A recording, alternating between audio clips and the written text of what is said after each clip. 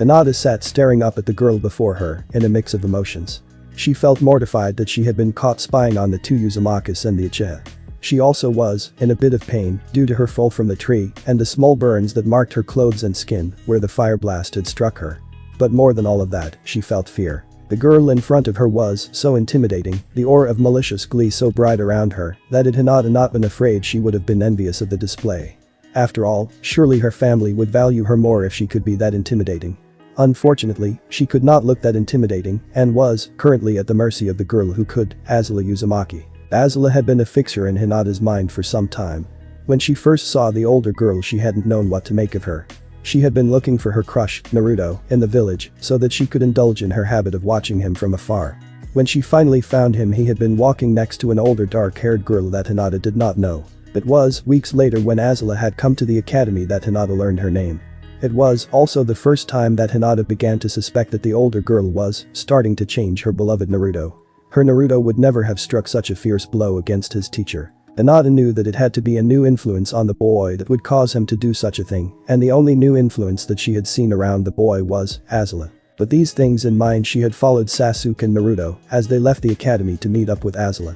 She had intended to spy on the group and learn what sort of things this girl was teaching them to see if she truly was corrupting the boy she loved. Of course, before she had been able to learn anything, she had been discovered. She had been knocked from her hiding place, and before she even had the chance to explain what she had been doing, Azula had dragged her off into the trees and thrown her on the ground before her. "Well?" Azula said. "Who are you, girl, and why were you spying on us?" Hinata started to stammer out. Azula rolled her eyes. Great, she had gotten a stutter. How was she supposed to properly interrogate this silly girl and learn what she was here for if she couldn't even form proper words? Still, she did need to find out why this girl was spying on her and Naruto and Sasuke. "Oh, come on girl, spit it out. I'm not going to hurt you, not yet at least," Azula stated. That comment nearly made Hinata collapse into unconsciousness, but she fought to stay awake. There was no telling what would happen to her if she fainted in front of this cruel girl. Furthermore, now was her chance to find out what Azula's intentions were with Naruto.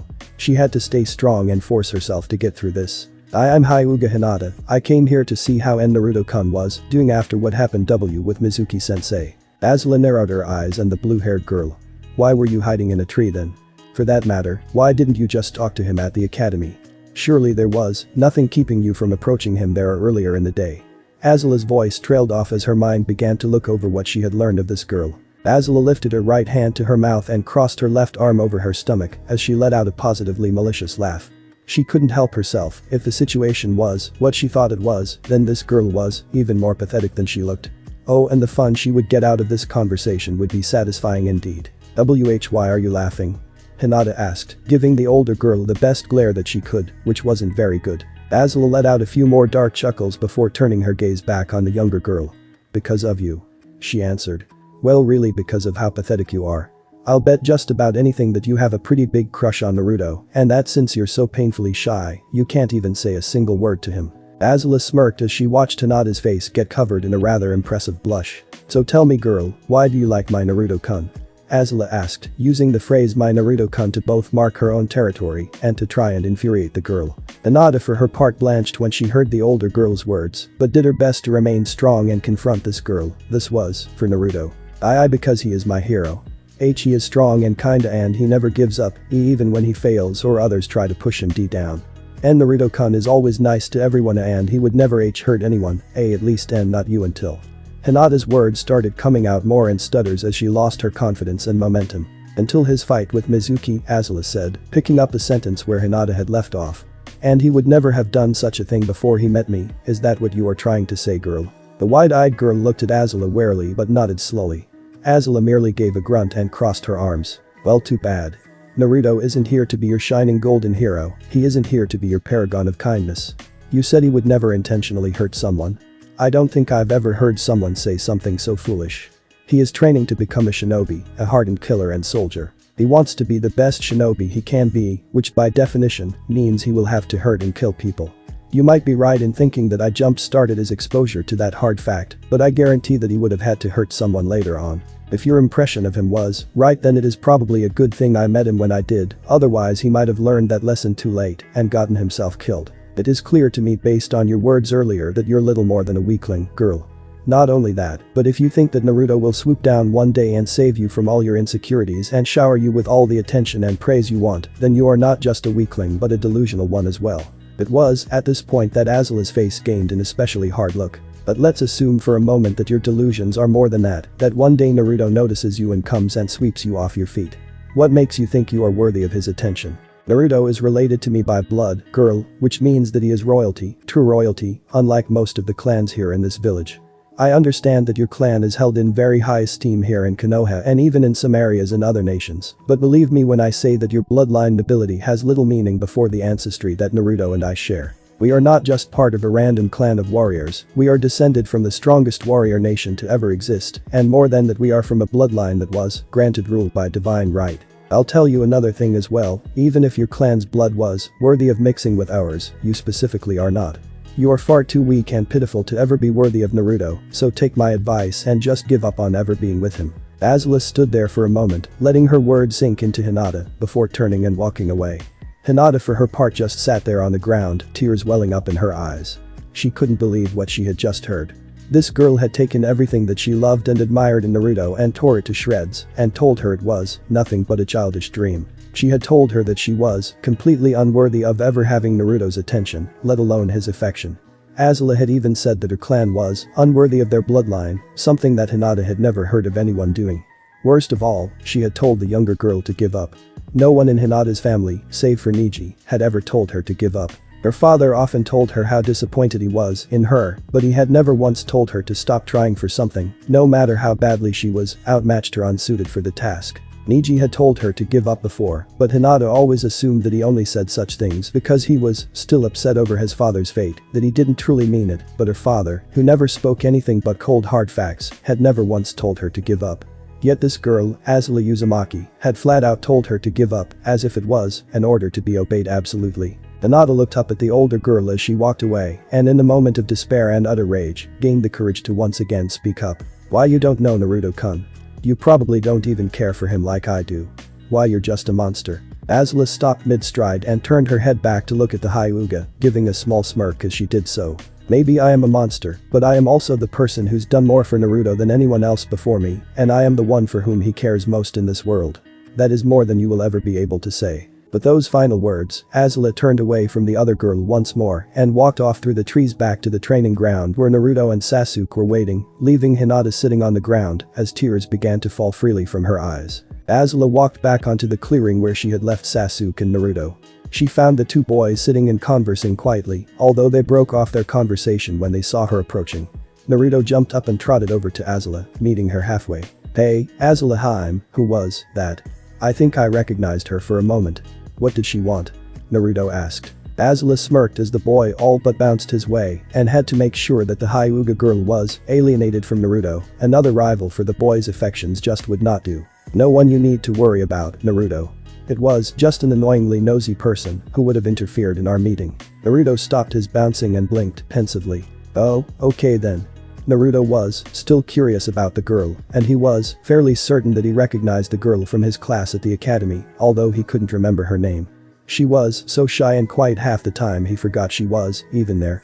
Still he would take the time to talk to her when next he saw her, and then he could find out why they had been watching the meeting. But that matter settled for now. Azula looked up from Naruto at Sasuke, who was still sitting where he had been.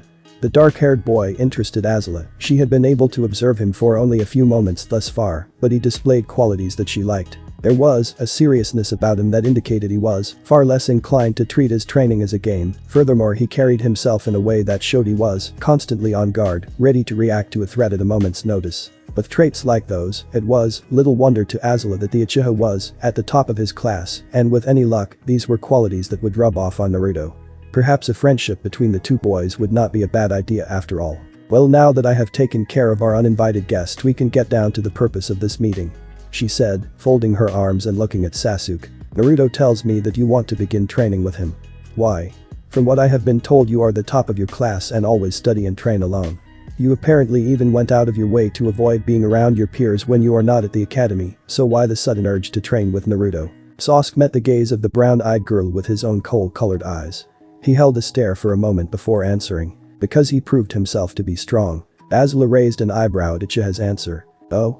Elaborate please. Sasuke leaned forward and brought his hands together, folding his fingers in front of his face. In his spar with Mizuki-sensei, he managed to catch the man off guard and even wound him.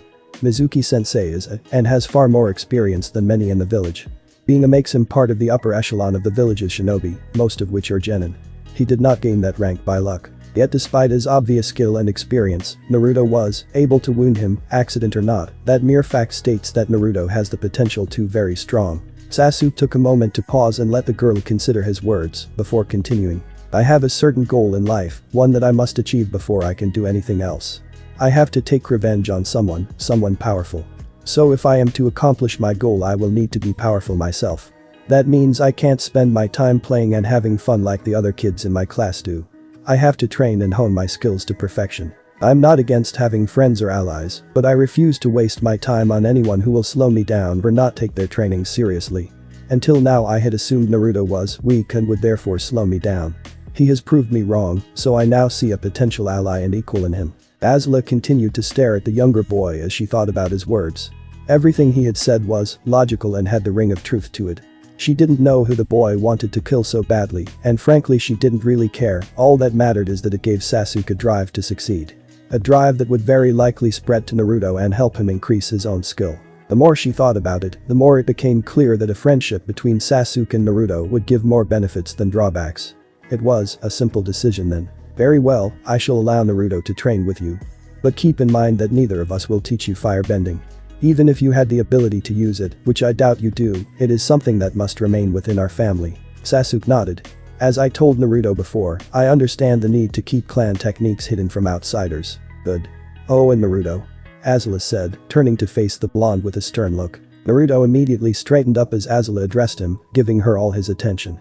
Yes, Azula-hime. I don't think this will be much of a problem with Sasuke-san, but on the off chance you two decide to stop training and do something else, please refrain from pulling any pranks. You are royalty after all, you need to act like it. The boy frowned for a moment in disappointment, but perked up quickly. You got it, Azula-hime. I won't let you down. I'll be on my best behavior, I promise. Azula relaxed and gave the boy a small smile of approval. I expect nothing less. Now then, I must be off, you two have fun training. Naruto will be back at the apartment by sundown. Azula turned away from the two and began walking out of the training area. Wait, Azula-hime, where are you going? Naruto shouted after her. Azula stopped and turned to look back at the blonde. Oh, didn't I tell you? I have a meeting with the police chief today. I'm going to find out if I'll be able to join. Naruto blinked.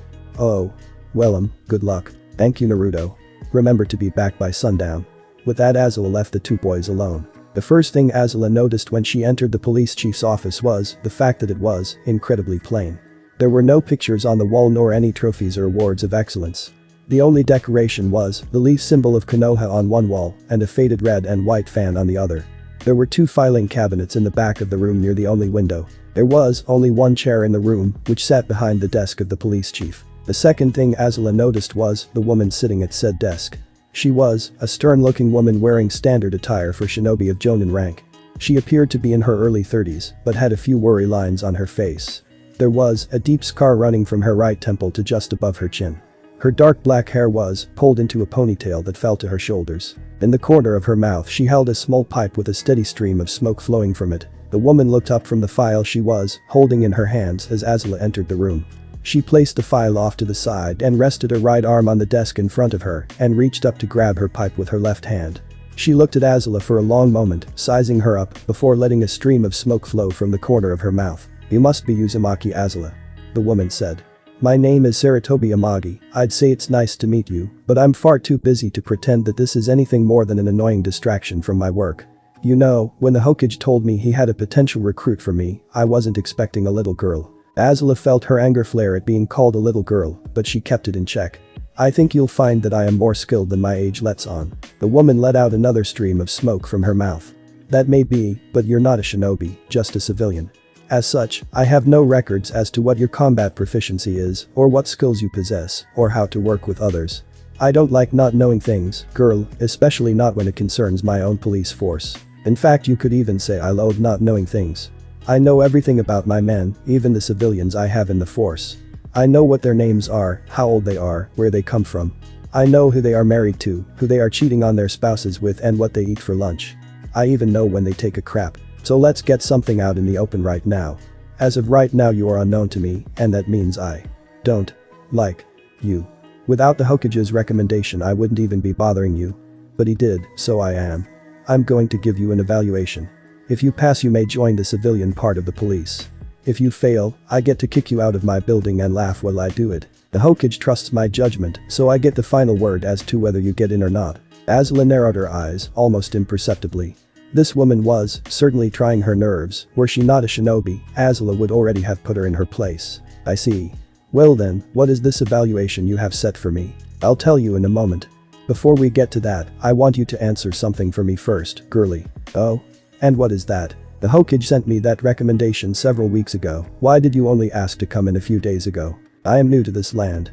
The land where I come from is very different culturally, and we even use a different writing system. I wanted to take time to learn how to interact with the people here and how to read and write in the same way that you do. It would have been foolish to become a member of the justice systems, no matter how skilled I am, without such basic knowledge. Amagi leaned back in her chair and huffed out another smoky breath. I'd ask where you were from, but the Hokage made it clear that it's classified. Another unknown, I hate those, I really do. You did pass the first test, however. Had you given another answer that implied that you were lazy or just forgetful, I would have kicked you out immediately. As it is, we can move on to the fun part of your evaluation. The older woman pressed a button on her desk and said, please send Nagata in. A moment later the door opened and a young man walked in with a dog at his side. The man had shaggy brown hair and had red markings on his face. He wore a black jumpsuit under a green flak jacket with a Konoha leaf and the police force emblem on his left and right shoulders. The dog at his side was large enough to come up to his elbow and was covered with reddish-brown fur. The man straightened up a bit as he addressed the police chief. You called for me, ma'am? Amagi nodded. Yes, Nagata, I did. This is the person the Hokage recommended. I want you to take her on your route today and see how she performs. Report back to me when you finish this evening. Yes, ma'am. The man said, before turning to Azula. Follow me, please. Azula nodded and followed the man out the door and through the building. As they walked the man turned to her and spoke. I'm Inyazuka Nagata, by the way. Beside him the dog gave a loud bark. Oh, and this is Aogi, my partner. Uzumaki Azula. Was the short reply the girl gave. The Fire Nation princess was in a bad mood after dealing with that crude woman and was in no way inclined to make small talk with a stranger. Nagata, however, either did not pick up on that or just didn't care because he kept on talking. You're pretty young to be joining the military police, even if it's just on the civilian side. But I guess you must be pretty good if the Hokage gave you a recommendation. Sorry about the chief, by the way, she's just a little gruff with newcomers. Once you prove yourself she'll warm up to you fast enough. Just don't piss her off, she's real tough. She fought in the last war at a young age, and rumor has it that she even got sent on an S-rank mission or two, but that could just be idle gossip. Anyway, I should probably explain how this whole evaluation will work. For the first half or so of my route you're going to observe me and how I interact with the civilians and shinobi. During the second half I'm going to let you take over and see how you handle things based on what you've learned. If you do well you get to join the civilian side of the police. That means that you will deal with the civilians of Konoha more than the shinobi. That made Azula glance at the man. Why don't you have the shinobi and non-shinobi police deal with both groups? Oh, we do, he replied. We just try to make sure that non-shinobi officers deal with non-shinobi and vice versa. We've found that civilians react better to non-shinobi officers, they feel more at ease talking to them. Likewise shinobi feel more at ease with shinobi officers. They tend to feel like they are above the civilians or at least like the civilians can't understand them. Of course, this is a relatively new system. All the officers were shinobi until the Uchiha clan got wiped out. They were in charge of the military police before then. That was about 3 years ago now. It was such a tragedy. Azula filed that information away in her mind. The Uchiha had been the ones in charge before. And they had been wiped out. Perhaps this had to do with Sasuke's quest for revenge. Although these facts were idle curiosities to the girl, they could prove useful later. Azula brought herself out of her thoughts and began to focus on studying Nagata's interactions with the people of Konoha. For much of the walk Nagata just walked around the city blocks looking around and observing people. Occasionally someone would walk up to him and start a small conversation where they would ask how he and his family were, then he would introduce Azula to them. The conversations always ended with the people wishing Azula good luck and walking off to continue whatever errand they were on after giving Aogi a pat on the head. Twice on the route Nagata had to break up a small fight in the streets. One of the fights was between a particularly volatile couple who couldn't seem to stop shouting at each other until they were threatened with being taken down to the police headquarters. The second fight was a brawl between two young genin who had an argument over who had done better on some mission. They didn't use any ninjutsu, only threw fists at each other and disrupted the restaurant where they had been eating. This fight was actually the easier of the two to handle. The goddess simply pulled the two apart, told them that their behavior was unacceptable, and threatened to call their sensei. Finally, after about 3 hours, Nagata turned to Azula. "Okay, Uzumaki-san, it's your turn. It's been pretty quiet today, so I don't think you will have to worry about much. Just do what I did and you'll be fine." Azula folded her arms and huffed out a breath before walking ahead of the man, saying fine. This doesn't seem too hard. Azula continued to walk down the street, observing people and keeping an eye out for trouble, turning down different streets whenever Nagata told her to. Before long, another hour had passed and the sun began to set in the sky. "Alright, Uzumaki-san," Nagata said, stepping up beside Azula. "It looks like we are just about done for the day. We'll head back to headquarters and let the chief know." A shout from around the corner of the street interrupted the man, and he and Azula ran towards the noise. Once they cleared the street corner, they found an older-looking man standing outside a shop shouting down the street after someone. The two slowed down as they neared the man, and Nagata tapped the man on the shoulder to get his attention. "Hey, what happened? Why all the shouting?" The old man turned to look at Nagata with frustration and worry in his eyes before he recognized Nagata as a member of the military police. "Ah, Shinobi-san," the old man shouted. "A man just ran out of my store stealing several items. Some of them were explosive tags." Nagata's eyes widened. "Shit," he growled. "Sorry, Uzumaki-san, but it looks like we'll have to wait a little longer to get back to headquarters. Come on, we have to catch that man." It didn't take long for them to catch up to the would-be thief. He appeared to be a man in his late 30s with graying hair and wearing simple brown shorts and a gray shirt. The would-be thief was all but stumbling through the crowded streets, carrying a small bundle in his arms. Upon seeing the man, Nagata shouted out at him. "Hey, stop." The shout got the man's attention, and he turned to look over his shoulder at the two pursuing him. As he did, he lost track of his surroundings and stumbled into the back of a woman who had been walking ahead of him, knocking both her and himself over. The man managed to get to his feet by the time Azula and Nagata were around 20 feet away from him. The man's eyes widened as he saw the military police insignia on Nagata's shoulder, and he reached into the bundle he had been carrying and pulled out a small piece of paper. "That's an explosive tag," shouted Nagata, stopping where he was. The thief's face split into a crazed smile. "That's right. And if you or that girl come any closer, I'll set it off and blow everyone on this block to hell." The threat made Nagata tense up. "Damn. Azula, think you can distract him long enough for me to get that tag away from him?" he whispered. Azula smirked. "I can do better. Be ready to subdue him." "Hey. What are you two whispering about?" shouted the thief. "Back off already." Azula simply gave the man a smirk before sliding her left foot forward in a fire-bending move and sending a stream of blue fire towards the man's feet. The jet of azure flame hit the man's legs before he could react, and he fell to the ground screaming. As the man fell, Nagata threw a kunai that pierced the explosive tag and pinned it to the wall of a building behind the thief. The now disarmed thief began to get up but was stopped when Aogi pounced on him and began growling and baring his teeth at the man. Nagata turned to Azula and gave her a small smile. "That was well done. I'm glad you went for his feet and not his hands with that fire. You could have set it off and blown us all away. Well, now we need to get this guy down to headquarters and report back to the chief." Nagata got out a pair of handcuffs with chakra restraining seals on them and placed them on the thief. Once that was done, it was a simple matter of escorting him back to headquarters. On the way there, the man tried to explain that he had only been stealing the shinobi tools because he was desperate. He claimed that bandits outside of Konoha were holding his daughter prisoner and ordered him to get the equipment in exchange for her release. Nagata, for his part, just told the man that he could retell his story back at the military police headquarters and that they judged the legitimacy of his story then, but even if it was true, he would still face punishment. Once the three made it back to the headquarters, Nagata took the man to the cells in the building before taking Azula back to the waiting area outside the police chief's office. Azula sat in the waiting room for a few minutes before Nagata came back out. "Okay, Azula. The chief is ready for you now. I'm heading down to the interrogation area to deal with our friend." But that said, the Inyazuka walked off down the hallway. Azula stood up and once again entered the police chief's office. When she walked in the door, she saw that the Saratobi woman was standing at the back of the room, looking at the lone window in the room. "So I'm told you did rather well on the test. You handled the situation with the explosive tag well. What's more, you showed an ability to work with others. I guess you really are worth my time after all. Well then, welcome the military police of Konoha. You will be joining the civilian branch as a junior officer," Amagi said as she turned to look at Azula. Azula gave the older woman a small smirk of triumph. "Thank you, ma'am. I'm glad that I was able to display my skill." If Amagi heard the gloating in Azula's tone, she ignored it. The police chief just turned to sit in her chair before continuing with the conversation. I'll assign you a partner tomorrow, but for now let's get some details down on what you will be doing. You will first and foremost protect the peace of the village. You, as part of the civilian branch, will be dealing mostly with other civilians. You may be called to assist in detaining or arresting unruly shinobi, should members of the shinobi branch require assistance and believe you capable of rendering it. Furthermore, you will be called to act as a supplementary soldier, should the village be attacked. This means that you will mostly be in charge of escorting civilians to safety and aiding shinobi where and when you can. However, because this is quite a hazardous occupation, especially for a civilian, you do receive a substantial amount of money for your paycheck. Speaking of which, here you go.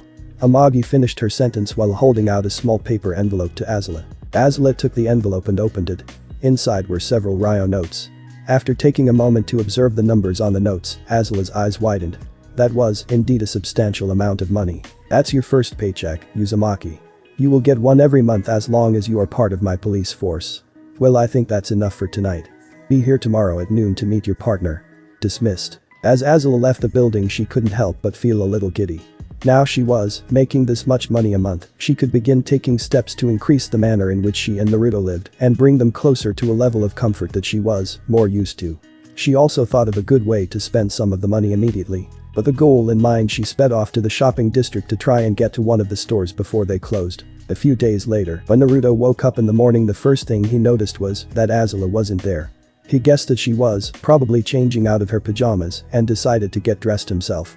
Once he had clothed himself, he exited the room and entered the dining area where he saw Azula sitting at the table. In front of her on the table was a rather large box. Azula, what's that? He asked. Azula smiled at him before standing up and bringing the box over to him. This, Naruto, is your birthday present. Naruto blinked. He had forgotten it was his birthday. To him it was usually just a day of disappointment, so he had resolved himself to just see it as a normal day, like any other day. So even when Azula had brought up the idea of celebrating his birthday a few days beforehand, he had actually forgotten about it. But she had remembered, and she had even gotten him a present. Those simple facts filled Naruto with immeasurable happiness. The young boy rushed over to the princess and gave her a heartfelt hug.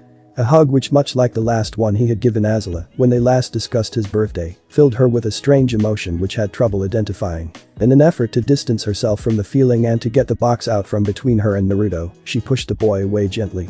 I'm glad you're happy, Naruto, but you should probably open your present. Naruto looked up at the older girl, beaming.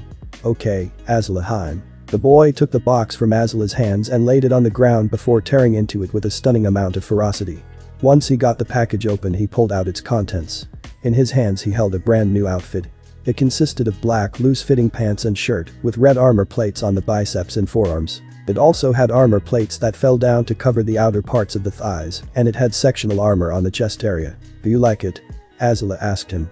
I found a shop that sold armor designed after the type that shinobi wore during your great clan wars, and I thought a set might be good for you. Of course, I asked them to put together a modified set so that it could more closely resemble the armor of my country. I put it on a rush order obviously as well. See the armor on the chest area? That is more or less what the armor from my homeland looks like. Although I suppose it's your homeland as well, Naruto. Naruto wiped some tears out of his eyes. Thanks, Azula. I love it. What do you mean it's my homeland as well though? Well, it should be fairly obvious. The girl stated, you and I are family, no matter how distant. That means my family is also yours, and my land is yours too. You will always be as welcome there as you are here, if not more so. Naruto stood up and gave Azula another hug, this one lasting longer and seeming to be more intense than the last. Thanks, Azula. All of this means a lot to me. Thank you so much for being here for me. For caring for me. Azula was overwhelmed by the unknown emotion once more, but she fought it down again. No problem, Naruto. That is what family is for after all. Hinata looked up from her pillow when she heard the knock on her door. Her face was stained with dry tears, as it had been for the last few days. She had been locked in her room ever since her encounter with Azula. She had told her father that she had felt ill and had done a decent job of convincing him that she was. In truth, she just wanted to be alone. Her door opened and Hiashi Hyuga stepped into the girl's room. He looked at her with worry in his eyes. Contrary to popular belief, Hiashi did love his eldest daughter. He loved her more than life itself, but she was born a Hyuga. What was more, she was born into the main family and was destined to be head of the clan when she reached adulthood. That meant that it had an unsealed, something that other nations would do anything to get their hands on. She had already been kidnapped once when she was a toddler, a fact that proved to Hiashi that he could not always protect his little girl, even in the confines of his own home. So she must therefore be able to protect herself. That was why he was so hard on her and why he always pushed her to train. He wished he would let her live a peaceful life, but they lived in a cruel world of assassins and soldiers, and the only way to keep her safe was to make her one of the assassins. Hinata, he spoke, his deep voice filling the room. It is time for you to come by train. You have been in your room for nearly a week now. I know you were not really sick, but I left you alone because I understand the need for solitude on occasion. But now it is time to resume your studies. Hinata nodded meekly and slowly slid out of her bed. Yes, father. I understand. Once she was up, she followed him through the compound to the dojo. There she found her cousin waiting for them. So she was to fight Niji again, was she? This would probably end in disappointment for everyone then. She was capable of beating some of the other branch children, but she had never once beaten Niji. Hinata entered the sparring ring with her cousin and gave him the customary bow between opponents, as he did the same. As the two bowed their heads near each other, she heard Niji whisper to her. You should just surrender soon, Hinata-sama. It's clear you have been in no state to spar, give up quickly and save us both some time. As the two straightened up and took their fighting stances, Niji's words rang in her mind. Give up, give up, give up. Yet even as the words repeated themselves, they changed from her cousin's voice into that of Uzumaki Azula's. You will never be worthy of Naruto. Give up. That girl was a monster through and through. There was nothing good about her at all, and yet she was the one who held Naruto's attention. She was the one who held his affection. Naruto had never even noticed Hinata. Not for all her admiration or kindness. But he did notice and care for that cruel girl, and that filled Hinata with something she wasn't used to feeling. Rage, pure undiluted rage. It was an angry white hot and blinding in its intensity. She deserved Naruto's attention, his affection, not that monster, and she would have it. Hinata swore to herself then that by any means necessary she would get Naruto's affection and love. His admiration would belong to her and her alone, and if she couldn't get that by being kind and quiet, then it was time for a change. And what better time to make a change than here in this room, sparring against her cousin who always mocked her. As the match began, Hinata came at Niji with everything she could muster. The small girl could not match her cousin's innate skill in the Gyuukin style, but she more than made up for it with passion and ferocity. But in the end she saw it was a losing battle, she could not hold off Niji for very long. But instead of giving up, she came up with a plan. Hinata blocked one of Niji's palm strikes and then purposefully exposed a minor weak point on her right side. Niji, thinking she had gotten sloppy, took the bait and struck her with a strong painful blow. Hinata grimaced and then smiled because she had tricked her cousin. As he extended his arm to strike her side, he had left his chest open to attack, so before he could bring his guard back up, she lunged forward, putting all of her sorrow, anger, and pent-up aggression into one final strike, trying to make it hit home.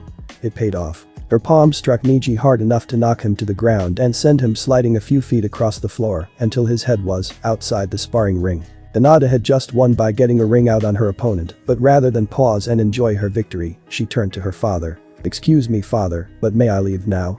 I have much to think about. Hiashi, who was completely stunned, simply nodded, unsure of how to react. Hinata quietly left the dojo and headed for her room.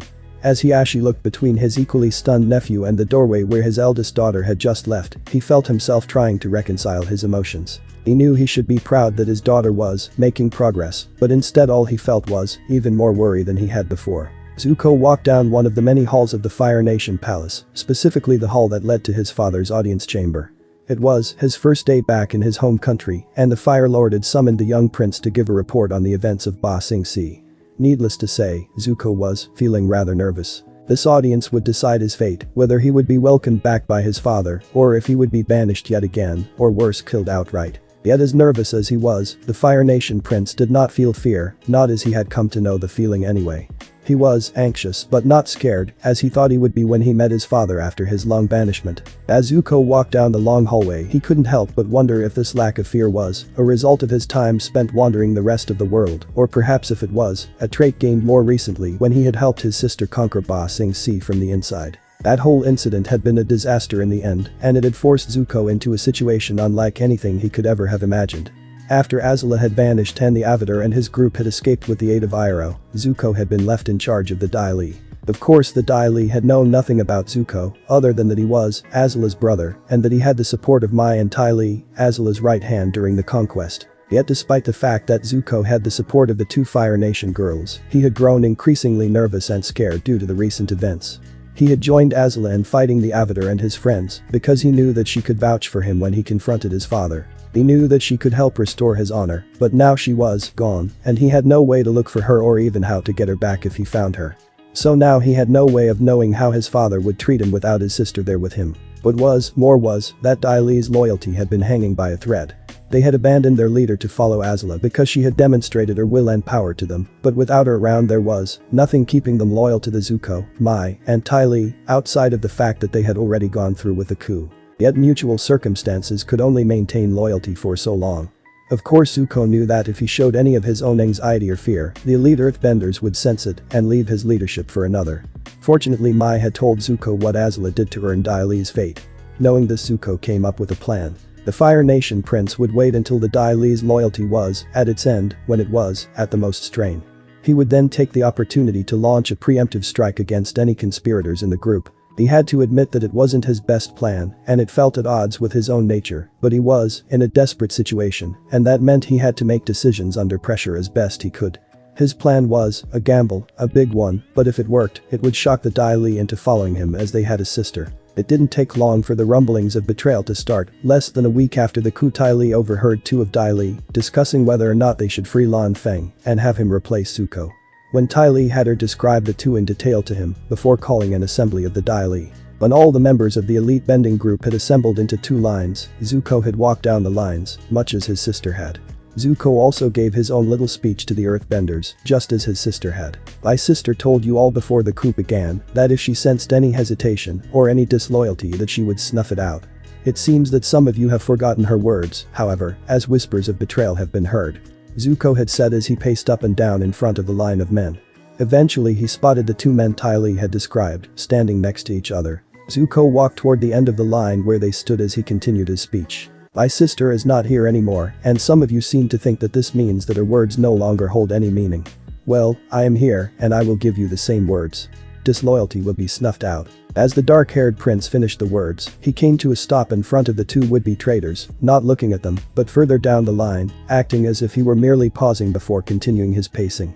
But instead of walking by them, he turned his body towards them faster than the eye could track and struck like lightning. He raised his hands to the men's faces with open palms and unleashed a blast of fire as he grabbed onto their heads.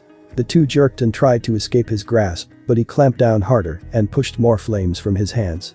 The fire swirled over the faces of the two men, and they let out truly blood-curdling screams as their skin blistered and cracked and their eyes boiled and exploded. When Zuko finally let go of the men, their bodies fell to the ground, masks of melted flesh, blackened bone, and blood where their faces used to be. The sight was horrifying, and the stench was even worse. The whole scene was disgusting, but it was the act itself that caused Zuko to become sick to his stomach. He was a warrior prince of the Fire Nation, so he was no stranger to killing, but he had never done something so sadistic or outright cruel as this. He wanted nothing more than to drop to his knees and throw up everything he had eaten for the last 2 years. He managed to squash down the guilt and self-loathing the act brought him, however, and continued to address the Dai Li. I am not a fool. I know that some of you think that I am not worthy of your loyalty. These two men had such thoughts and were plotting to betray me, so I ended them. I promise you all now that if you seek to betray me, I will do the same to you. I am not a cruel leader, but I am strict and I demand absolute loyalty. So long as you are loyal to me and my companions, I will treat you well and do my absolute best to be worthy of your fealty. Betray me and you will burn. You are dismissed. But that Zuko had turned on his heel and walked out of the Earth Palace's throne room and to his quarters, followed by Mai and Ty Lee. Once he had made it to his room, he rushed to the toilet and emptied his stomach. When he finished throwing up, he turned around to see Mai standing behind him, leaning against his door. Are you alright? She asked, concern evident in her voice. What do you think?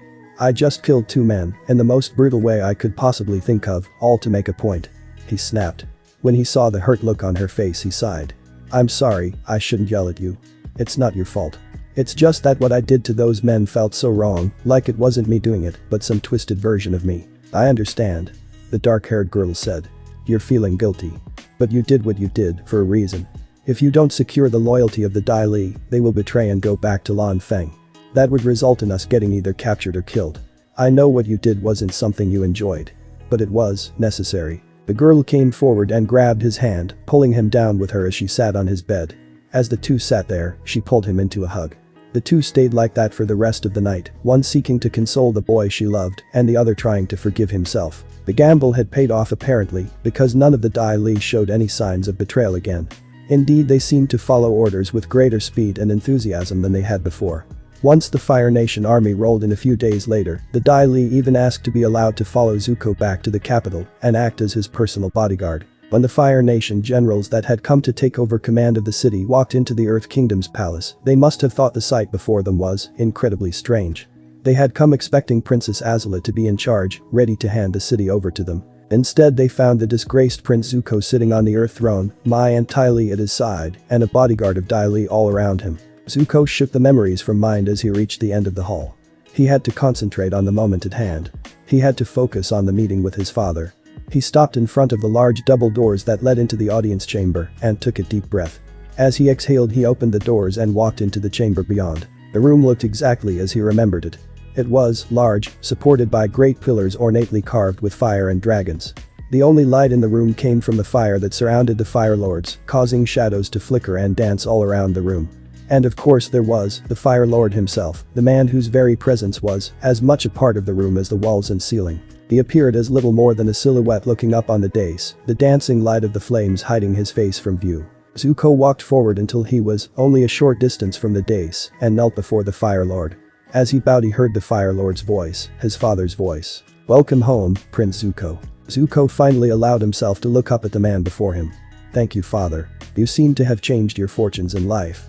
When last I saw you, you were a sniveling boy. Now you are an accomplished warrior who has delivered the impenetrable city of the Earth Kingdom to me.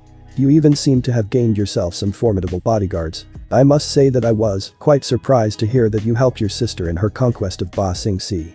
Oz, I said.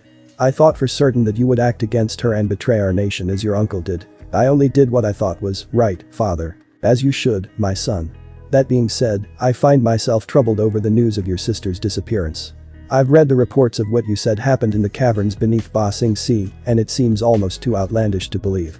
Some of my generals think that you concocted the whole story as a way to eliminate your sister without being punished. Zuko's eyes widened in surprise. He couldn't let his father think that he had been the one to cause Azula's disappearance. I would never do. Silence. The Fire Lord snapped, cutting off Zuko's words. The loss of your sister is a serious blow to our family's strength as well as that of our nation, but there is nothing to be done about it now. As things stand, I do not think the generals are correct in assuming your guilt. You have never shown such tendencies before, and you have the support of Mai and Tai Li, both of whom are from respectable families as well as Azula's companions. Even if you had done away with your sister, I would still welcome you back to the capital. After all, your sister was a supremely skilled firebender, and if you were able to take her down and gain the support of her allies, it would only prove that you are made of sterner stuff than I believed you to be. Zuko was unsure of how to respond, so he remained silent. The Fire Lord rose from where he sat and walked down the dais to stand before his kneeling son.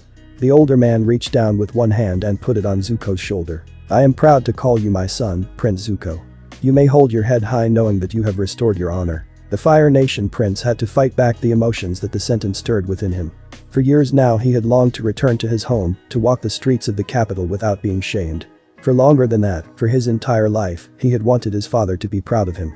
Now he has accomplished both of those things. He felt so utterly happy and relieved that he wondered if this was all a dream. He looked up into the eyes of the man standing before him and smiled. Thank you, father. 2 years later, on Hagakure, Iruka Yamino stood in the Hokage's office, holding a list of the year's team placements for the graduating students. The Hokage himself was standing to the side of his desk, looking out the window and smoking his pipe, waiting to answer any questions that Iruka might have. Hokage-sama, forgive me, but you can't be serious. One of these teams is made up of 3 of our best students. It's not balanced at all. The Hokage turned to look at the scar dot smiling around his pipe. The elderly man said. Ah yes, I assume you are speaking of Team 7. I can understand why you would think that is an unbalanced team, but I assure you I have my reasons. Truth be told, placing the genin with the lowest scores with the best was always very situational. It was a way to salvage the lowest scoring person by having them learn from and beside the top 2 students. The hope was that they would rise to the level of their teammates. That being said, the lowest scoring person of this year is not all that far behind the others, at least not in the group that we actually expect to pass the secondary exams. So with that being the case, there is no need to put the least talented with the most talented. Instead, we can focus on what sort of teams we want to form. Team 7 in this case is being made with the idea of being the heavy hitters of our forces, a sort of mobile siege weapon. They will be a super heavy assault team, the likes of which we haven't seen since the Sannin were a team. Iruka blinked. But Hokage-sama, I thought that the Sannin were a result of the balanced team structure, with Tsunade and Orochimaru being the top 2 students and Jiraiya the lowest scoring student. The Hokage gave a small chuckle in response to Iruka's confusion. It's a common misconception to think so, but the truth is that, while Jiraiya may have been the least skilled of the 3, he was still considered a genius. He graduated from the academy at the age of 6, you know. So you see, Jiraiya was never the weakest link in the class, he was merely the least of the best. In fact, he worked hard to change. With a little luck, Team 7 will be the second coming of my old team. I understand, Hokage-sama. Iruka stated, but still sounding a little unsure. I can see how they would work together well, 2 of them already seem inseparable, but the third may not quite mix as well. The Hokage puffed some smoke from his pipe. Perhaps, but that is a risk with all new teams. If they are worthy of being shinobi, then they will overcome such obstacles. Now, unless you have any further concerns, I think it is time for you to get the academy so you can announce the team placements, Iruka. Yes, Hokage-sama. Iruka said, giving a small bow before heading out the door to the office. As he made his way down to the street and headed towards the academy, he looked at the list of teams once again. Team 7, consisting of Uchiha Sasuke, Uzumaki Naruto, and Hyuga Hinata. It was a bold choice for team members, a gamble to be sure, but the Hokage was right. If it paid off, it would be a nigh unstoppable force. Looking at the names, Iruka couldn't help but think about how the 3 students had changed over the last few years. Sasuke had become more open and sociable after becoming friends with the blonde Uzumaki. He was less prone to ignoring those around him and occasionally would talk to the students who sat near him or when he was assigned to work in groups. He was still quiet, of course, but he wasn't flat out cold like he had been in the past. The boy had even occasionally gone out of his way to help others when he saw they were making mistakes. One such instance happened when he noticed Naruto kept failing the clone technique. He discovered that the blonde had been putting too much chakra into the ability, something even Iruka hadn't considered. When they brought the matter to the attention, he had given Naruto a set of chakra control exercises to work on. Even then, Sasuke had helped Naruto with the exercises. In the end, Naruto had been a good influence on the Uchiha. Naruto himself had gone through a change as well, whether from his friendship with Sasuke or influence gained from his relative and guardian, Azula, was anyone's guess. Personally, Iruka suspected it was a bit of both. Whichever was the case, Naruto had begun taking his studies and training far more seriously than he had before, which led to his scores shooting to the top of the class right up with Sasuke's. It also gained the boy quite a lot of attention from the girls in the class. He now had his own official fan club, which often fought with Sasuke's fan club over which boy was better. Of course, Naruto had also become a little arrogant as well, not horribly so, but it was noticeable. He would often take his successes in sparring matches for granted, as if he knew he was going to win, and while he never insulted his opponents or belittled their efforts, it was a trait that could get him in trouble later on in life. Naruto's habit of playing pranks on people had continued through the years, however, but now he had a partner in crime. He had somehow convinced the Uchiha to join him in his practical jokes, and the two had become quite the little devils when they wanted to be. That being said, the pranks were not as immature as they once had been, and usually were related, in one way or another, to actual training. Take for example the time that the two boys had convinced their respective fan clubs that they had been kidnapped just to see if they could manipulate large groups of people with planted evidence and suggestions. It worked. Needless to say that Konoha remembered the incident as a day of horror. Iruka was glad that Naruto had managed to grow and make friends. He had always been so lonely in previous years. After the incident with Mizuki, he had been afraid that the other children would shun him, but after befriending Sasuke, the boy became rather popular. Of course, it helped that Mizuki hadn't been permanently injured by the incident. He had a nasty scar on his face, and his voice was a little raspy, but other than that he was fine. That being said, he had been transferred to another class to help prevent any bad blood between him and Naruto. Accident or not, he was still angry over what happened to him. Lastly, there was Hinata. The Hyuga girl was the one who had changed the most over the last 2 years, although Iruka wasn't sure that the changes were all good. Where the young Hyuga had once been quiet and overly shy, now she was confident and calculating. The girl still didn't talk much to her classmates, but that was because it was now simply hard to hold a conversation with her, rather than due to any amount of shyness. Still, the girl had made a few friends among her classmates, most notably Aburame Shino, with whom she often shared a comfortable silence. Iruka suspected that the two enjoyed the company of the other, not because of any shared interest, but because neither judged or annoyed the other. Hinata's scores had shot up in recent years, both academically and in sparring matches. She had some of the highest scores in terms of book smarts. When it came to memorizing historical facts, calculating the trajectory of a kunai, or knowing which plants were poisonous, she was second only to Haruno Sakura. More impressive still was the talent that Hinata displayed in combat scenarios. She had proven herself not only to be the fastest and most nimble person in the class, but also the most ruthless. She was always quick to pounce on a weakness, whether that weakness was sloppy form or an injury that hadn't fully healed. More than once Iruka had to send the Hyuga's opponents to the infirmary for several hours. Perhaps the one thing that had not changed about the wide-eyed girl was her affection for Naruto. She no longer fainted when he spoke to her or blushed when he looked her way, but her affection was still obvious to those who knew to look for it. She would never fully meet his eyes in a conversation and was always quick to support a decision he made in group exercises, and when she spoke to him her voice held a softness in it that wasn't otherwise present. She always seemed to be elsewhere whenever Azula Uzumaki showed up, however, as if she were avoiding Naruto's guardian at all cost. Iruka sometimes wondered what had transpired between the two to cause this. Yes, in 2 years these three students had changed dramatically, and now they were being assigned to the same team. Iruka understood why the Hokage thought the team would work well. With Sasuke eventually unlocking the Sharingan and the ability to cast and see through, as well as being able to copy others, he would be a threat to any enemy he came across. To say nothing of his already impressive skills in high-level ninjutsu and taijutsu. The raven-haired boy would be a devastating opponent to fight in a mid to long-range battle. Furthermore, he would be supported by Naruto, who had established himself as one of the best taijutsu users in the class. Not only that, but Naruto's ability to bend fire made him a terrifying enemy to face at mid to close range. Add on top of all that, the fact that Naruto had monstrous chakra reserves, with which he could throw around high level as if they were shuriken, and you had truly dangerous shinobi in the making. And of course Hinata being a Hyuga was a deadly close quarters fighter. Her pure speed and ruthless fighting style combined would make her all but impossible to fight without the use of long-range techniques. If one took into account the use of her Byakugan being able to give herself and her teammates information on enemy movements, then it became clear that this team would be devastating indeed. Of course that assumed that the three could work together and use all their strengths to help each other. He knew that Sasuke and Naruto would be able to work together, they had been doing so for 2 years now, but Hinata would be the odd one out. He was afraid that it may be like mixing oil and water. Iruka was brought out of his thoughts as he reached the academy. He tried to prepare himself for the coming storm of questions and shouting that would accompany the team announcements. Students were always whining about why they should be on a different team when the announcement was first made. He reached the door to the classroom and took a deep breath before opening it and stepping inside. The classroom was a din of noise. All but a handful of students were talking loudly to each other, discussing what team they thought they would be on or what they hoped their first mission would be like. Two voices in particular could be heard over the others, those of Ino Yamanaka and Sakura Haruno. The two girls were arguing once again over who was prettier and who was going to marry the boy of their dreams.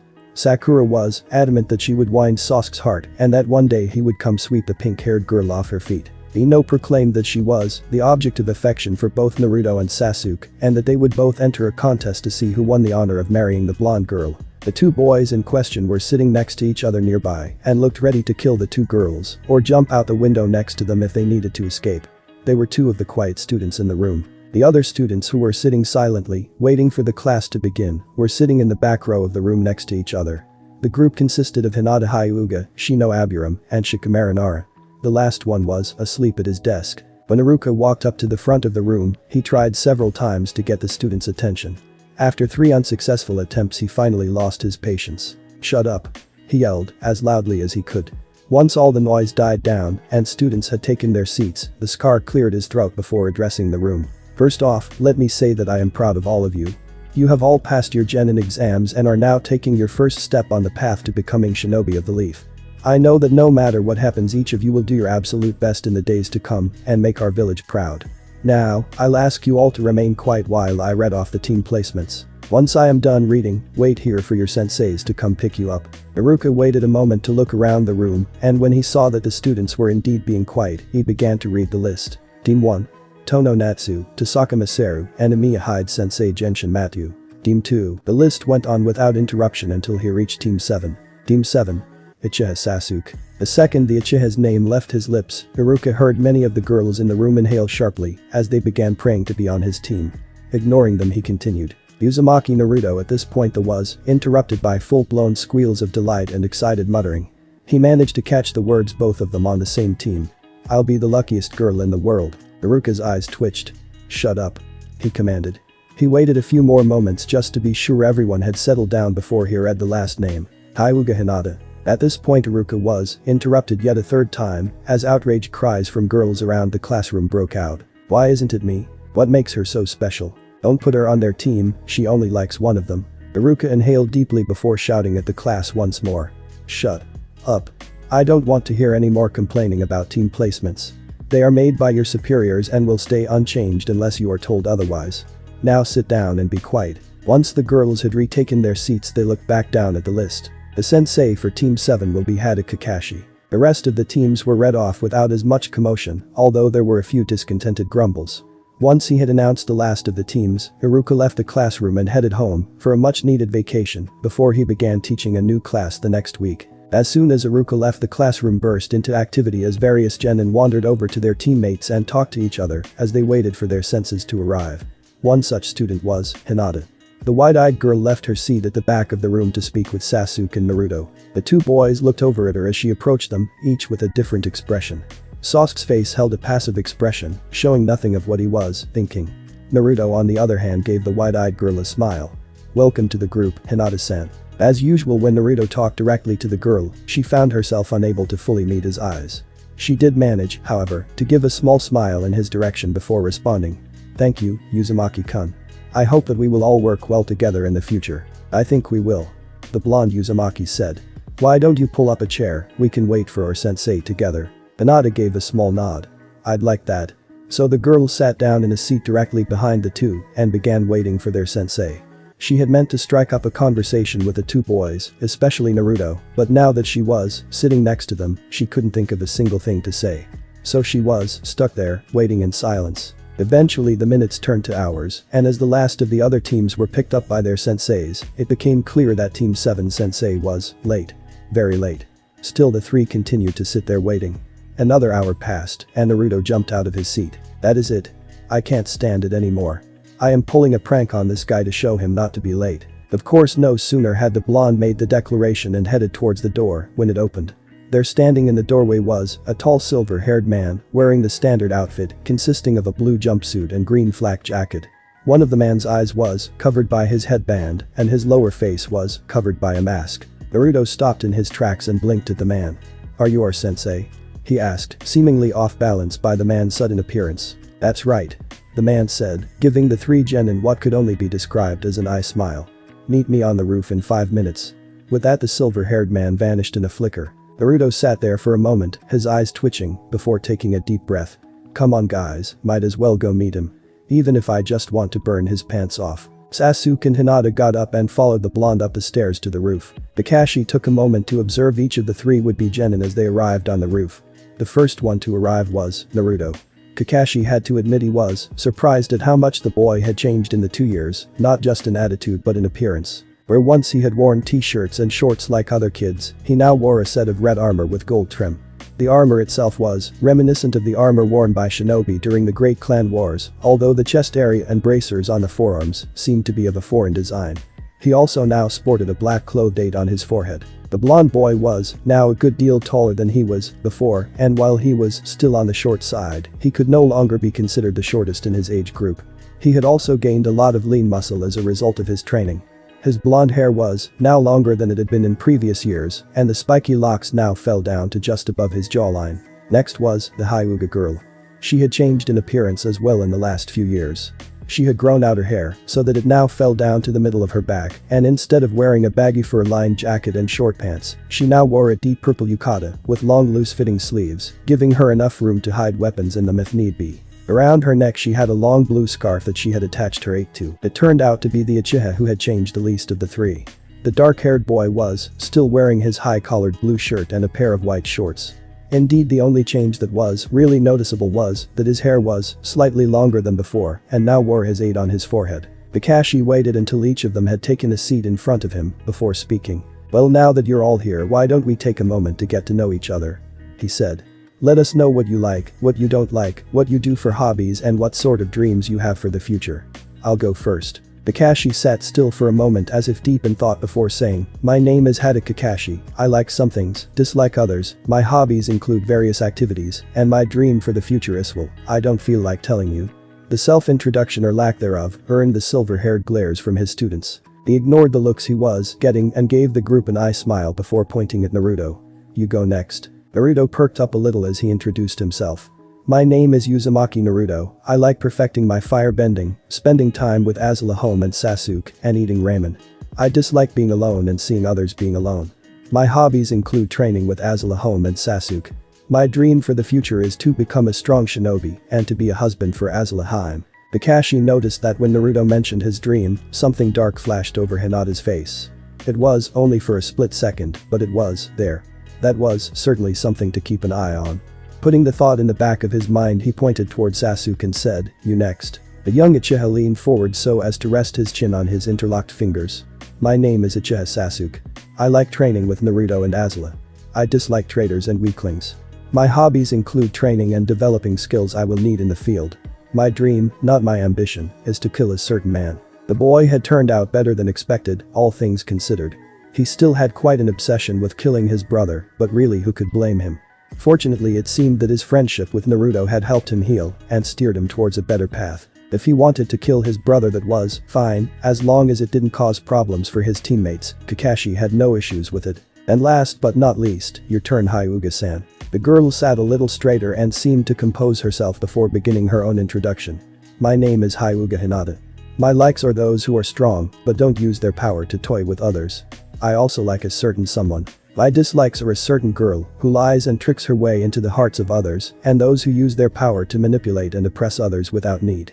My hobbies are training with my family and spending time with my sister. My dream for the future, well, I actually have two. I want to eliminate the caged bird seal within my family and save someone I know from another." Kakashi made a mental note of how, for the slightest fraction of a moment, the girl's eyes flicked over to Naruto when she mentioned her dream. He would have to keep an eye on this one and find out what her issue with Naruto and Azula was. He could only hope it wouldn't cause future problems. Well, that about sums things up for now. Meet me at Training Ground 7 tomorrow at 7:30. For your genin test. The three students blinked at him. Sensei. Naruto said. "We already passed our genin test. That's kinda why we're here." Kakashi gave the boy an eye smile. "No, you passed the primary exam. The one designed to weed out those with no hope of becoming shinobi. Now you have to pass my test. Fun fact, no team I've had has ever passed my test. Good luck." With that said, they vanished in a puff of smoke, leaving three very confused and frustrated genin behind. The three sat there for a moment, each with varying expressions of frustration and annoyance on their faces. "Well, that was annoying," Naruto said, breaking the brief silence. "What do you guys think this test of his will entail?" he asked, turning to look at his teammates. "It's probably going to be an examination of our combative skills," Sasuke said, standing up as he did so. "He probably wants to make sure we're up to snuff so that he won't have to baby us during missions." The other two took a moment to consider the Uchiha's statement before Hinata shook her head. "I'm not sure that's it, at least not entirely. I agree that he probably wants to evaluate our skills in combat, but I am certain there's another level to it." He said that he had never passed any of his other teams. No one who graduates the academy is incompetent in combat. Some people are better in direct conflicts than others, but no one who graduates is entirely unprepared for the dangers of a mission. "No, I think he wants to see something else from us." I never would have thought about it like that," Naruto said, scratching the side of his face. "Well, whatever this test involves, I'm sure we'll pass. We are the top graduating students in our class after all. I just hope that Kakashi-sensei isn't 3 hours late like he was this time." As the blonde Uzumaki finished the statement, his face took on a horrified expression. "Oh no. We've been here way later than we were supposed to be." He shouted and ran to the edge of the balcony before hopping over the railing and onto the shingled roof below. Sasuke ran to the railing after him. "Wait, Naruto, where are you going?" he shouted as the blonde jumped to the roof of another building. "I told Azula Haim I would be home an hour or two after I got my class assignment. If I'm any later, she'll be really angry with me." He shouted back towards the Uchiha before jumping off the roof he was on and down to street level. "Damn it," Sasuke said, rubbing the back of his head and turning back to face Hinata. "That idiot always freaks out when Azula is involved. He does anything he can to make her happy. It's like he thinks she hung the moon and star." The Uchiha's voice trailed off as he caught sight of Hinata's face. The Hyuga girl was standing there, with her bangs covering her eyes and her mouth turned down into an angry frown. For a moment, just a moment, Sasuke swore he could see lightning striking behind the girl. So Hinata went to go discuss strategies for tomorrow's test?" the Uchiha asked, trying to hide how uncomfortable he suddenly felt. No thank you, Ichiha-san. I must go home and inform my father about which team I was placed on. Sasuke managed not to take a nervous gulp. Oh okay. Well, see you tomorrow I guess. When Hinata had left the balcony and Sasuke was left alone, the dark-haired boy let out a loud sigh of relief. Okay, that girl is terrifying. I am so glad she's after Naruto and not me. Sorry Naruto, but this one problem you have to deal with on your own. I'm not getting involved in this one if I can possibly help it. Sasuke jumped off the roof and headed towards his own home, making sure to avoid crossing paths with the angry Hyuga. When Naruto entered his apartment, he found Azula sitting on one of the chairs in the living area. The Fire Nation princess had gone through some changes over the 2 years she had been in Konoha. She had grown a little taller than she was before, and her body had filled out some, giving her a few more curves. She got in the habit of letting her hair fall down around her shoulders, instead of always having it done up in the royal bun. She figured that no one here recognized the significance of the bun, and it was more comfortable to let her hair hang freely, so she saw no point in keeping the old hairstyle. She had also managed to acquire a set of loose-fitting robes that were a deep maroon color with golden trim, which she often wore both off and on duty as a civilian officer. Perhaps the most noticeable change was in the way she held herself though. When she had first arrived in Konoha, she had always had a tense look about her, as if she were ready for enemies to jump out and attack her at any moment, and her face had held a severe look that was quite frightening to some. Now, however, she had a more relaxed posture. She still held the alertness of a honed warrior, but she no longer seemed to always expect trouble. Her face, while still holding a stern look to it, now held a softness that wasn't there before, and she tended to smile a little more than she used to. The dark-haired girl looked up as he opened the door, giving Naruto a look at the expression on her face. She was annoyed. You're late. Azula commented. You were supposed to be here 2 hours ago so that we could go get Raymond to celebrate your graduation. Naruto chuckled nervously. I know, Azula. I'm sorry, I really am. To be fair, it's not my fault that I was late. You see, my sensei didn't show up until 3 hours after he was supposed to. So I had to wait for him, and then we had a short team meeting. I rushed home as fast as I could though. Very well, I forgive you. Now hurry up, I had a long day on patrol, and I want Raymond to help me relax.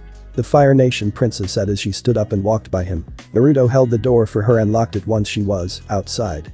He had to walk quickly to keep pace with the older girl as they headed to the Chirakus. When the two arrived, they were greeted by Am. Hey, welcome you two. Congratulations on passing the Genin exams and getting onto a team, Naruto-kun. Naruto smiled brightly at the brown-haired Raymond chef. Thanks, Ni-chan. Now then, what would you two like? Am asked. I'll have Mizo Raymond. Raymond the blonde said ecclesiastically. Do please. Came Azula's reply. The brown-haired girl smiled at them. Coming right up. As the Raymond chef went to prepare their meals, Azula turned to Naruto. So tell me about your team. The blonde gave the older girl a smile. I think it's going to be a good team. I mean, they put me and Sasuke together on it, so that's a good thing. Azula nodded. I expected as much. You and Sasuke have been training together constantly for years now. You understand each other's fighting styles and your tendencies in combat. Splitting up a partnership like that would be foolish on the part of your superiors. But that's only two of you. Who is the third member of your team? Before he could answer, however, Am brought their bowls of ramen out, and the two began digging into the food, as only Uzumaki could. As Naruto finished his first bowl, he turned back to Azula to answer her question. Oh, it's Hyuga Hinata. I think you've met her before. She was the third highest ranking student in our class, so she's pretty good. The blonde turned to begin eating the second bowl of ramen that Am had just brought him, so he missed a dark look that flashed over Azula's face. I see, well, it certainly sounds like a strong group. The dark-haired girl said. I think so. The younger boy said around a mouthful of noodles. Although our sensei said that we have to pass some sort of test tomorrow before we can officially become genin. He said that the first test we passed was just a way to weed out those with no hope of passing. Azula gave a nod in understanding. That makes sense. It's better to sort out those who have no talent first, and then sort out those who are ready for actual combat from those who still need more training. Even so, I am confident that you will pass the test. You were the second best student in your class, and you have unparalleled skill in firebending. The girl's praise made the younger boy all but glow with happiness. Thanks, Azula. I won't disappoint you. I know you won't, Naruto. The girl said, smirking a little. You never do. The two spent the rest of the evening eating ramen until the sunset, at which point they headed back to their apartment and crawled into bed. The two were still sharing the same bed even after Azula had earned enough money to get a new one. The dark-haired girl had come to the conclusion that because she intended to marry Naruto eventually anyway, that they might as well sleep in the same room. It would help them get comfortable with each other and would lead to them growing even close as time went on. Also, saving money on the bed meant it could be spent elsewhere. For example, clothes and raiment. Of course, another reason that factored in on the decision, although Azula would never admit it, was that Naruto made a very comfortable body pillow to snuggle up to at night. Naruto woke up earlier than usual the next morning and went through his morning ritual of prying Azula off of him without waking her up. After managing to escape the girl's grasp, he made himself a small breakfast and went through a few of his firebending exercises in order to keep his skills honed. Once he was done going through the warm-ups, he headed down to Training Ground 7. The training ground was made up of a small field with a creek running through it. It held 3 wooden posts in the center of the field and had a decent amount of trees running along the edges. As Naruto approached the center of the field, he saw that Sasuke was already there, leaning against the center post. The blonde boy took a seat on the Uchiha's left and leaned another of the posts. It wasn't long before the third member of their team showed up as well. Hinata exchanged a polite greeting with both the boys and then sat down next to Naruto as they waited for Kakashi to arrive. History repeated itself, and just like the day before, the silver-haired was 3 hours late. By the time the man finally showed himself, each of the genin had their own visions of punishment that they wished to inflict on their tardy sensei. Kakashi, however, ignored the death glares he was receiving and greeted the group with a suave and cheerful voice. "Hello there, my cute students. It's good to see that you all showed up. That should be our line, sensei," Naruto said, a deadpan expression on his face. "I was beginning to think you forgot about us." Despite the mask on his face, Kakashi managed to convey an expression of mock hurt. "Me? Forget my own students. I'm hurt that you would even suggest such a thing. No, I am late because I had to go all the way around town to avoid a black cat." Naruto's eyes twitched. "Sensei. I'm going to hurt you." Kakashi gave the blonde an eye smile. "Well, that's rather mean, but it does bring me to the subject of today's meeting. I mentioned that you will all be taking a test. Well, here it is." They reached into a pouch on him and brought out a small alarm clock and a set of bells. "I am going to set this for an hour. During that time, each of you must get one of these bells from me. If you do not, I will fail you and you will spend another year at the academy. Oh, and one more thing, if you hope to pass come at me with the intent to kill. Time starts now." The man pushed a button on top of the alarm clock and all 3 genin disappeared from sight. "Well," he said. "At least they have the stealth part down." Then he pulled out a little orange book and began to read. Hinata was lying under some bushes watching Kakashi. She had her Byakugan active so that she could keep track of both him and her teammates, so she saw Naruto making his way over to her long before he reached her. When he was within earshot, she called out to him in a whisper. "What is it, Uzumaki-kun?" The boy seemed surprised that she noticed him at first, but quickly regained his composure. "Oh, right, you have the Byakugan, so you probably saw me coming. Anyway, Sasuke and I are forming a plan and we figured you should be part of it. Follow me and I'll lead you to where we are meeting." The girl nodded in affirmation and followed the boy through the trees and shrubbery, each being careful not to give their position away. When they finally got to where Sasuke was waiting for them, the 3 gathered in a circle. "Good, you found her," Sasuke said. Turning to Hinata, he said. "Naruto and I have been thinking, and there is no way that any of us can take on by ourselves. It's better for us to work together and try to get the bells from him and then decide who gets them." Hyuga nodded. "I agree. I assume that you have a plan then?" The dark-haired boy nodded. "We do. Naruto and I have trained together for a long time now and we know each other's moves pretty well. I'll cover him with long-range fire so he can get into range for his bending to work. That being said, we were hoping you could assist him in his assault. We need someone who can be a threat to his flank. If you two can get in close and keep him occupied, I can get closer. Once I've done so, I can use some of my more powerful techniques and we can wear him down so we can get the bells. That is a sound plan. I will help as best I can." "Thanks, Hinata-san," Naruto said, giving her a smile. "Alright, you two, get ready," Sasuke said. As he climbed up a nearby tree to get a good vantage point. "I'll launch the first attack in a moment." The Uzumaki and Hyuga got into crouching positions, ready to spring forward at a moment's notice. They heard Sasuke inhale and then saw several small fireballs launch from his position. The two recognized the attack as Kaiten. Hasenka no. The two rushed from their cover as the fireballs launched. Kakashi looked up from his book at the incoming attack. He dodged them without issue, but the attacks were patterned in such a way that they forced him to stay in the same general spot, keeping him pinned so that Naruto and Hinata were able to close the distance between them. Naruto, having a longer attack range than Hinata, was the first of the two to launch an attack.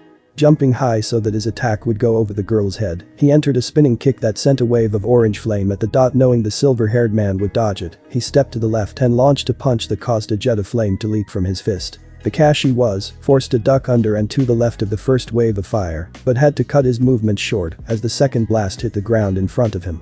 Just as he finished dodging the two blasts, Hinata got within striking distance. Kakashi looked up from his book. Well, you three seem to have come up with a plan rather quickly. Working together even though only two of you can pass. The wide-eyed girl said nothing, but leaped at him, aiming a palm strike at the Jounin's chest. He sidestepped around the attack and launched a kick aimed at the girl's face, forcing her to jump backwards. The Hyuga recovered quickly and darted around the man's right and launched another 3 strikes at the man, 1 aimed at his chest and 2 aimed at his legs. They dodged each of the strikes by taking long calm strides backwards. His retreat was cut off, however, as yet another blast of fire from Naruto's first landed in his path, forcing Kakashi to hop to the left in order to dodge the fireball, and yet another strike from Hinata. Kakashi smiled under his mask as the Uzumaki and the Hyuga advanced on the silver-haired man, each holding a ready stance. Well, you two seem well coordinated, but how will you handle this? As he asked the question, he pushed chakra into his legs and jumped, using the increased strength to sail over the two's heads. Hinata jumped backwards in an effort to stay in front of but his leap carried him farther than she could keep up with.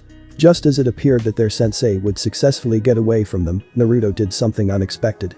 He moved an arms in a circular motion and summoned streams of fire from each hand. Instead of shooting off in straight lines, however, the flames began to twist and lash out like whips. Naruto used the 2 fire whips to lash out at either side of Kakashi, limiting his movement and allowing Hinata to get around behind him and launch another volley of palm strikes at the man's back. Kakashi, seeing that he had no way to dodge, ducked down into a sweeping kick and knocked Hinata's legs out from under her.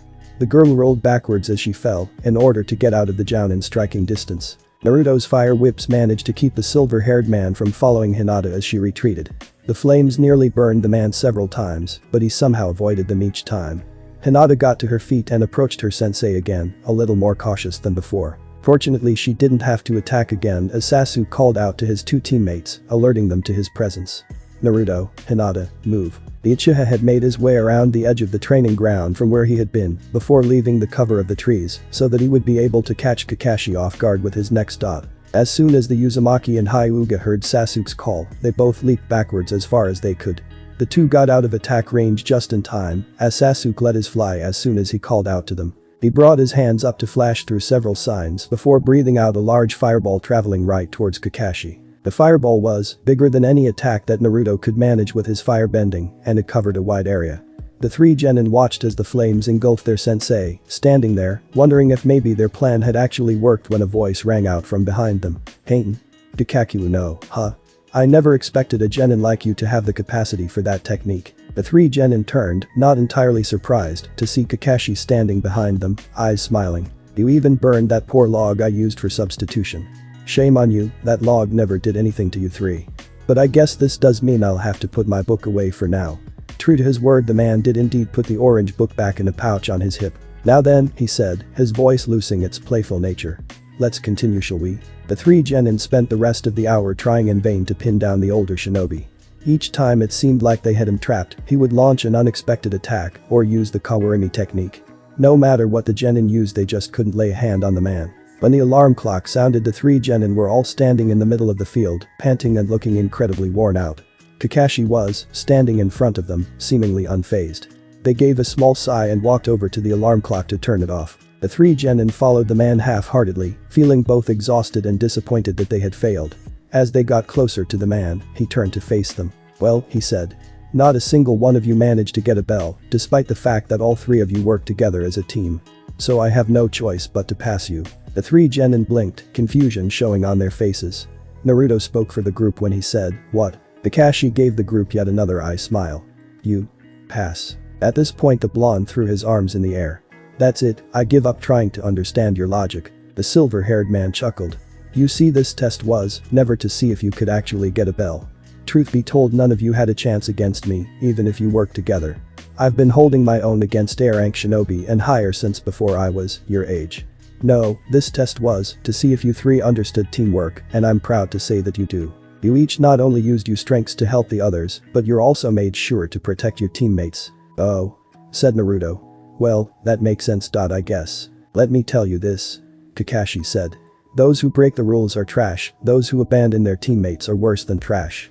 In other words, one should always protect one's teammates and friends over everything else. Well yeah. Naruto said, what kind of idiot abandons his friends? I agree. Sasuke said. It's stupid to allow your allies to get hurt. Especially ones you care about. Hinata nodded in agreement. I'm glad to hear that you all think so. Kakashi said, his voice holding a happy tone. Meet here tomorrow at 8 for your first mission. As of right now, Team 7 is officially a go. The statement was met by a huge grin from Naruto, a small smile from Hinata, and a smirk from the Uchiha. As of right now they were all true shinobi of Konoha. As of right now they were each one step closer to achieving their goals. Zuko took a deep breath, holding it for a moment before slowly exhaling. He was standing on the battlements of the recently constructed Fire Nation fortress. The battlements, like all the structures making up the fortress, were made purely of metal. The metal itself had been given a coating of black paint to prevent rust, as well as to give the fort a more intimidating look. The fortress's position on a large hill afforded Zuko a good view of the surrounding area. Beyond the great metal walls lay a maze of trenches, smaller walls, and bunkers, all lined with metal.